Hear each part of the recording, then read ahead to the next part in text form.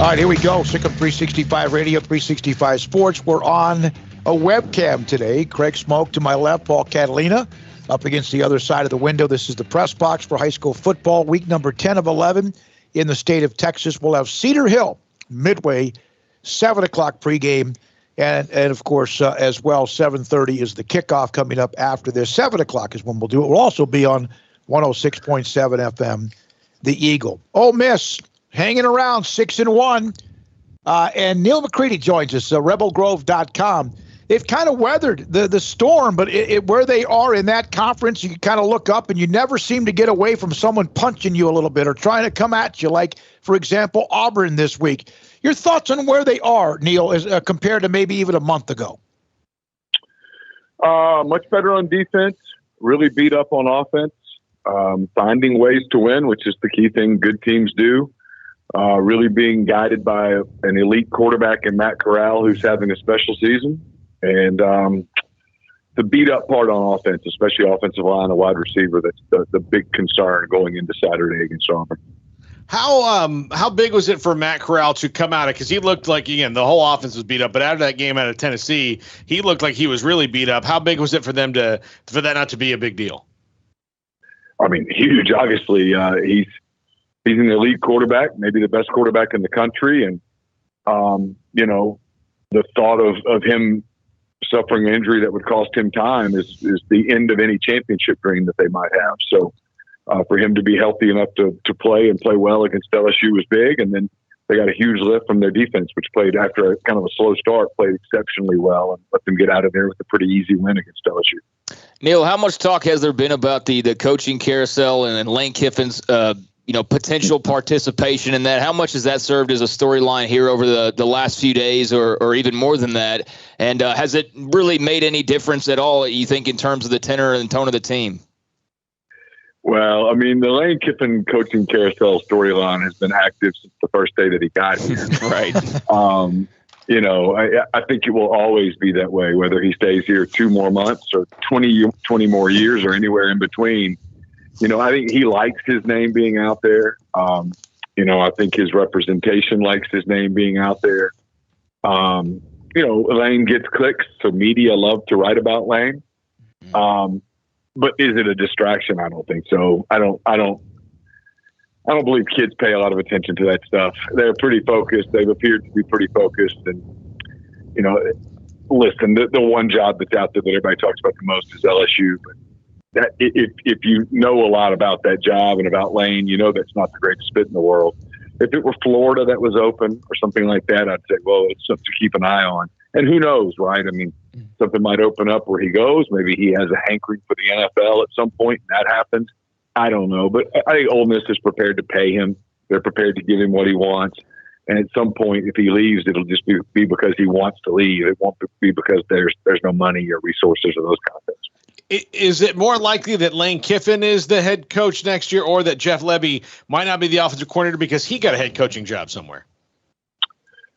Well, I mean, I think Jeff's certainly qualified and has a real chance to be a head coach at a lot of places. I mean, I think if something happened where Ole Miss won big and Lane left, I think Jeff would be on a very short list, maybe a list of one for the Ole Miss job. But, let's see what happens at some different places. The carousel's going to turn. You guys know that. It's going to turn in late November and December, and it'll probably go pretty fast, and some people will change seats on the merry-go-round, and some people will jump off the merry-go-round and all that. And I mean, Lebby's name's going to come up at Texas Tech. It would come up at a lot of places. If like let's say Cincinnati, if Luke Fickell left for a Big Ten job or something like that, I think Jeff's name would be on the short list there. So it's hard to say in the end of October what's going to happen, but I think at a minimum. Jeff Lebby's going to be a really highly paid offensive coordinator in a year, and there's a decent chance he's a head coach. Well, good for him. Good luck if, in fact, that occurs. The SEC has these late season non-conference games. Sometimes they can stick a nobody in there, and they've done that for a long, long time. And Ole Miss has Liberty, and I know they're 6-2. They're not running the table, but that's a little bit dicey. I know Ole Miss should win the game, but that's a little bit more dicey than normal, right? I guess. Look, I went to graduate school at Louisiana Monroe, and I had that game on my computer. Louisiana Monroe is not a good team, and they beat Liberty. It's difficult for me to imagine that Liberty has the horses to come into Oxford or any other SEC school and win.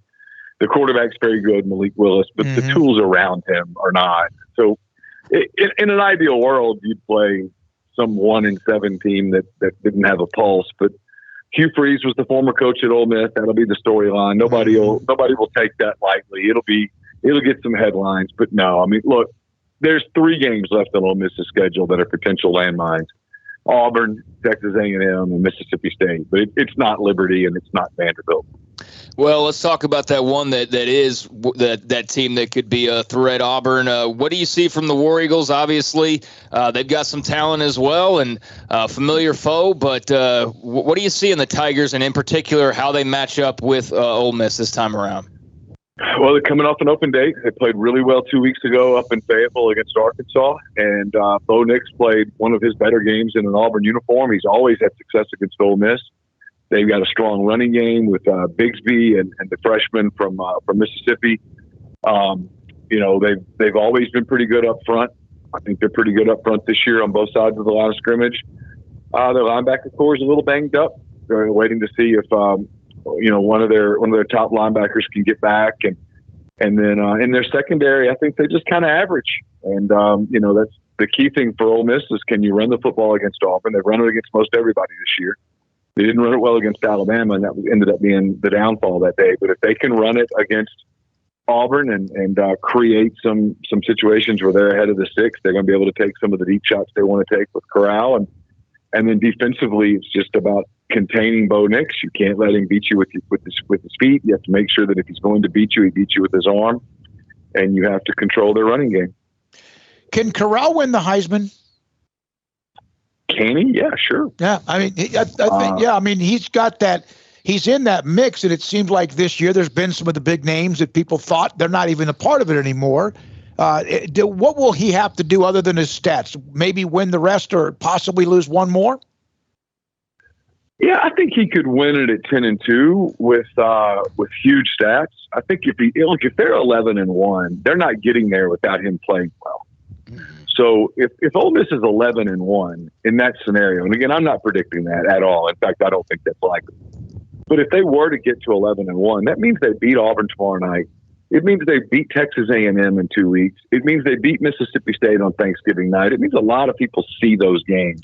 And for them to win those games, he has to play really well. I think if Ole Miss goes 11-1, he's winning the Heisman, with the possible exception of Bryce Young getting super hot at Alabama down the stretch, beating Georgia in the SEC title game. That might be enough for him to win it. But at 10-2 with big stats, depending on kind of what happens with C.J. Stroud, what happens with Bryce Young, sure, he can win it. What was that like? Did you go to the game in Tennessee? Were you there? I was not there, but okay. I had a staff member who was there, and it was an absolute circus.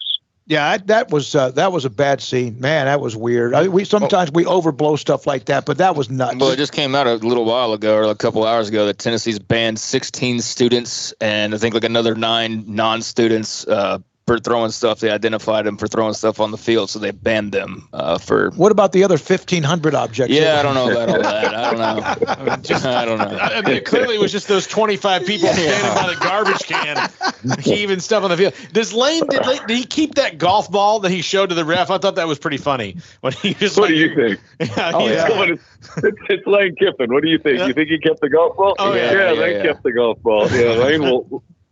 Lane probably has a name for the golf ball at this point. He probably has it in some kind of a glass container behind his on Zoom or whatever. Amidst all the other trophies and stuff they show recruits. The golf ball's right there. Yeah, absolutely. Yeah, he's got it saved for some big tweet that he's got planned, I'm sure. Hey, Neil, thank you, man. Appreciate your time. Have fun. Yep, that's Neil McCready. Thanks for having me. Joins us, rebelgrove.com on Ole Miss. And what a nice run they've had. I mean, they're kind of sitting right there. They lost like 20 or 21 to Alabama. They got the win against Arkansas in that crazy shootout. LSU, but, again, they beat LSU, and LSU coming off a win. But now Auburn, A&M coming down the pipeline, and the possibility of whatever they do in a bowl game as well. Well, Bo Nix, Matt Corral, that'll be a fun little quarterback duel.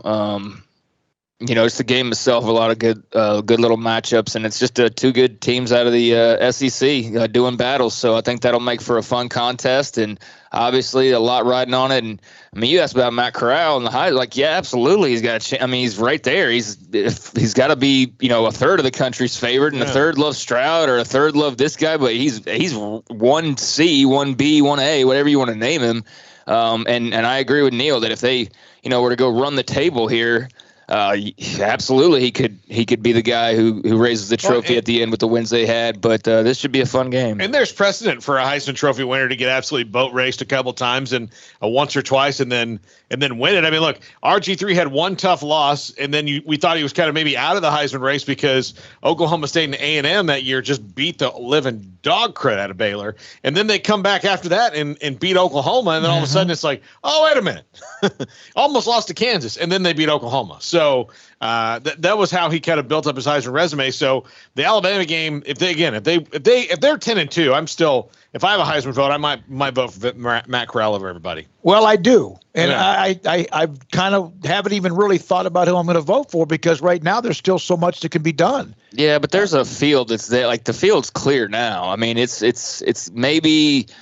Caleb Williams throws it for a wild card, and you could factor him in. But, I mean, it's pretty much been Matt Corral and C.J. Stroud, and, there's a couple of others that you can throw in there as well. But, I mean. So C.J. Stroud's start of the year just kind of gets erased? Well, C.J. Stroud wasn't the problem with Ohio State. It was the fact that their defense was a turnstile of like, oh, look, there that guy goes.